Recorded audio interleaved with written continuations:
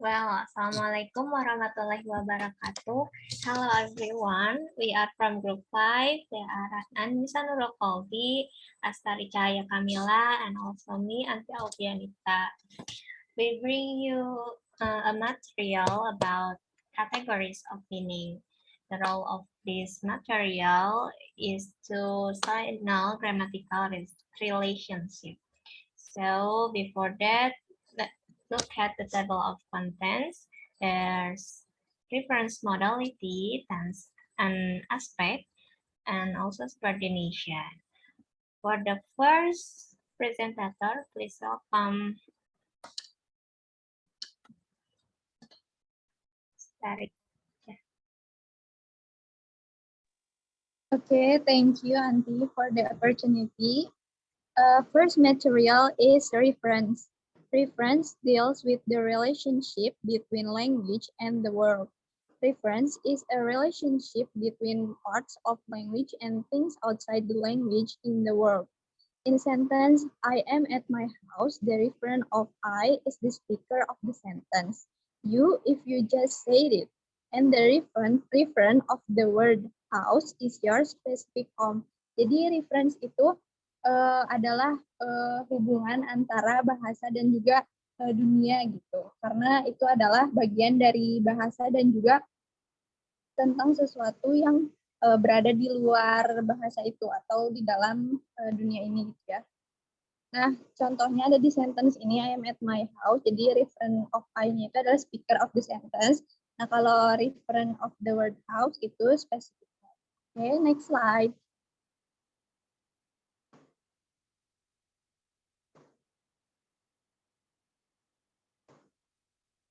Nah, selanjutnya types of reference. Variable reference consists of one word, many expressions, and refer to different type of that object. Example, book. The word book has a real object or appearance in the world. And constant reference consists of one word, many expressions, and refer to the same thing.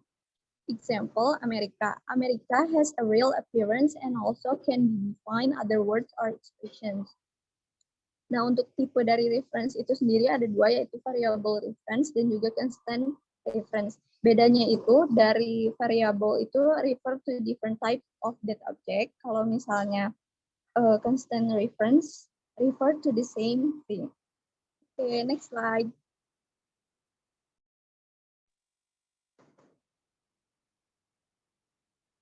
Okay, sense. Sense deals with relationships inside the language. Sense of an expression is its place in a system of semantic relationships with other expressions in the language. Example of sense. The example of sense in word form guilt, first blame, culpability, guiltiness, iniquity, wrong, etc.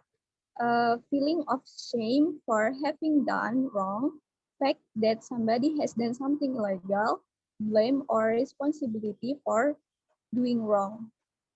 Nah, jadi sense ini berhubungan antara hubungan di dalam bahasa itu sendiri. Jadi sebuah ekspresi di mana ini tuh adalah sistem dari hubungan semantik yang di dalamnya tuh ada dengan ekspresi-ekspresi lain yang di dalam bahasa itu sendiri. Nah, ini ada contohnya dari kata guilt dan juga beserta meaningnya ya. Oke, next slide.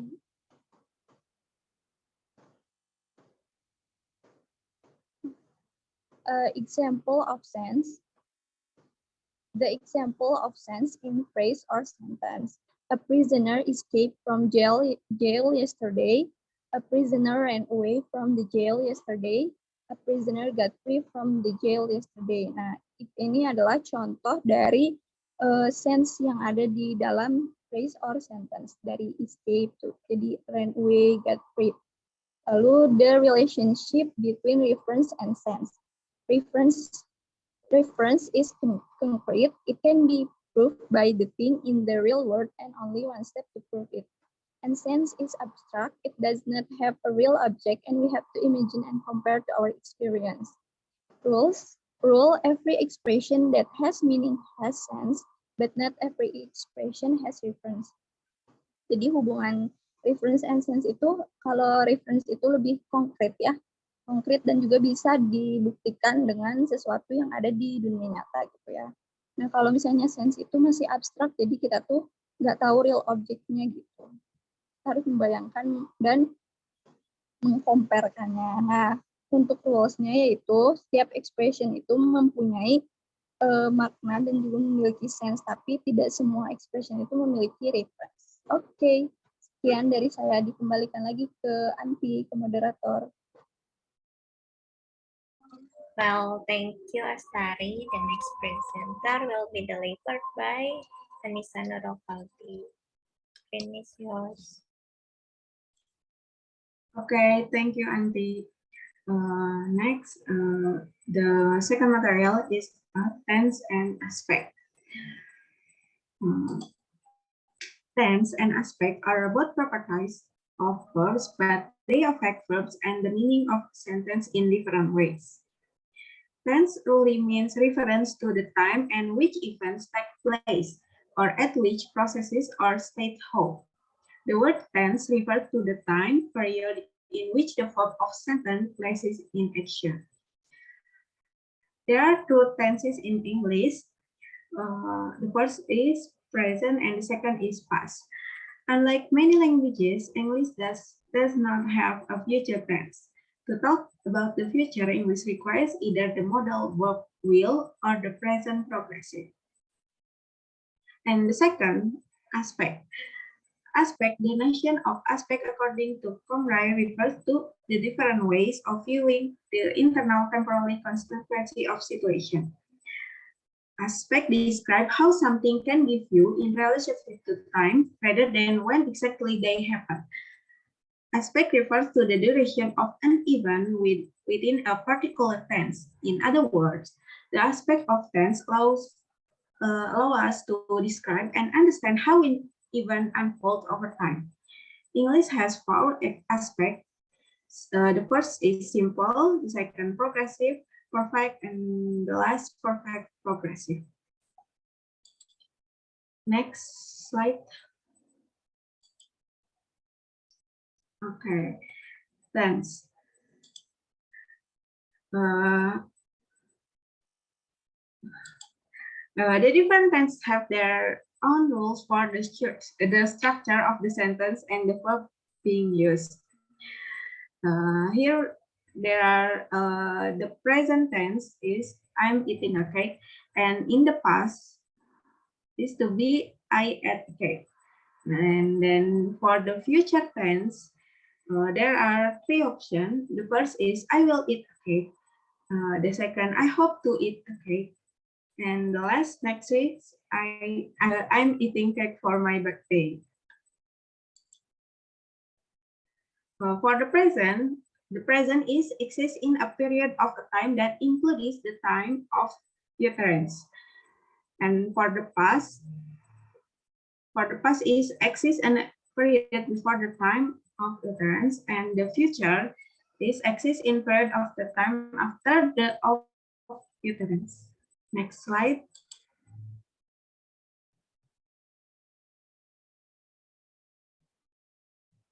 Okay. Aspect. Unlike tenses, which describe the verb's fixed position in time as either past or present, aspect describe how something can be viewed in relationship to time, rather than when exactly they happen. Okay. For the example, here the aspect are consist from simple, perfect, and progressive or continuous. For the example is for the simple is I fell over the bride, and for the perfect I had fallen over the bride, and for the progressive or continuous I was falling over the bride. The first example is the simple past tense, and this is the simplest way of describing an event happening in the past. But the second example point of two of categories or aspects. For the second sentence, I had fallen uses the perfective aspect, which describes something that was important in the past or worth noting. And for the last, I was falling uses the continuous or progressive verb aspect, which show that the activity described was continuing for something before it stopped or was interrupted by something else. Okay, next slide. And here the table, the relationship between aspect and tense. There are present simple, there in present, there are simple present, present progressive, present perfect, and present perfect progressive. And for the past, there are simple past, past progressive, past perfect, and past perfect progressive, or past perfect continuous. Maybe enough for me. Thank you. Well, thank you, Anissa. The last will be present by me about subordination. Subordination marks the beginning of an embedded clause and help identify its function in the sentence. It's also introduced adverb clauses, either the dependent clause or independent clause who come first in the sentence, with no change in meaning. But not all amended clauses must be introduced by a subordinator. For example, the sentence before he came, we didn't have a cycle education teacher. And the second sentence is, we didn't have a cycle education teacher before he came. Before he came is a subordination where they can replace in the beginning or in the last of the sentence.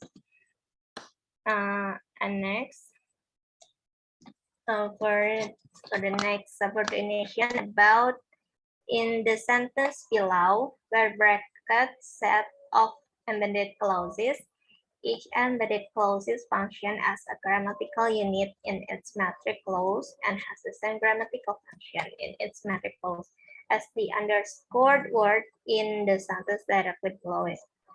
So for the example, Harry said he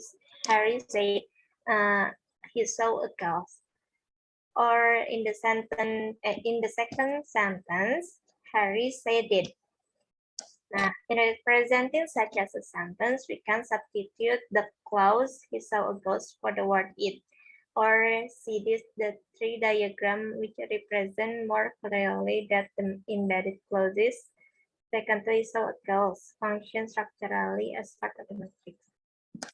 Jadi subordination ini mungkin ketergantungan ya. Yang pertama tadi bisa diletakkan baik di awal kalimat atau di akhir kalimat. Nah, subordination ini juga si clause-nya bisa diganti dengan kata it. Tapi tidak semua kalimat termasuk subordination ya. Karena ada yang membutuhkan penjelasan lebih dari sentence tersebut gitu. Maybe enough from us. And thank you for your attention. You can ask me in the Schoology. And yeah, wassalamualaikum warahmatullahi wabarakatuh. Thank you.